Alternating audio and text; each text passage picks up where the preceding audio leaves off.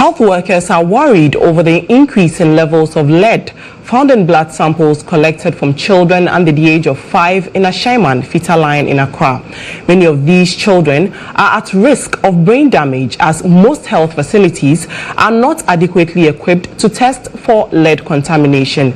In the following report, pregnant and lactating mothers who are the most affected by the pollution continue to be exposed to these harmful chemicals as a result of the activities of scrap dealers in Ashaiman.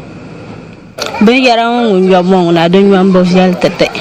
pollution here is too much for me. I feel it is not safe for my baby. We are constantly inhaling the fumes and come into contact with lead quite frequently. 30-year-old Munira Malik is 7 months pregnant and has been living at Ashaiman fetal line community for 7 years. Despite her condition, she's forced to come into contact with all forms of pollution as a result of the activities of scrap dealers. Munira had never heard of lead pollution until recently. Lead from used car batteries, oil from engines, and burning of car tires are among the many toxic chemicals residents here in fetal line come into contact with daily. Like Munira, Sukaina Inusa is already fed up with the constant exposure to lead. She tells me her 9-month-old son always tries to consume the lead from used car batteries as they are often not disposed of properly. Sometimes you wanted to eat some. I know that it's not good.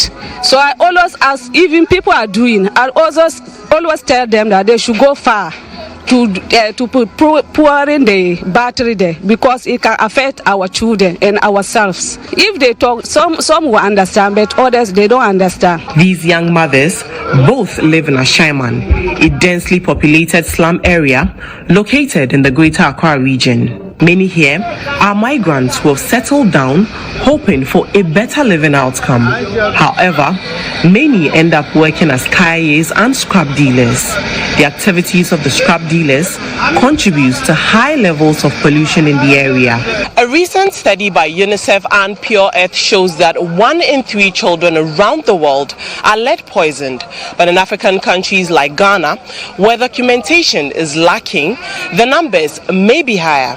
Experts say lead pollution in Ghana has become a public health concern, and if the consequences goes unchecked, could have dire implications, especially on children, pregnant women and lactating mothers. The accepted standard of amount of lead in children or people's blood should be below 5 microgram per deciliter. But unfortunately in Ashaiman, some numbers were as high as 37 microgram per deciliter, which were exceptionally high. Overall, the enlarged area of the fetal line area recorded very high amount of lead in soil. Childhood lead exposure is estimated to cost lower and middle income countries like Ghana almost $1 trillion due to lost economic potential of these children over their lifetime. But most health facilities are not adequately equipped to test for lead contamination. To be honest with you, some of the conditions they bring are normally managed. But since these things are popping up, yes, there are information going on now.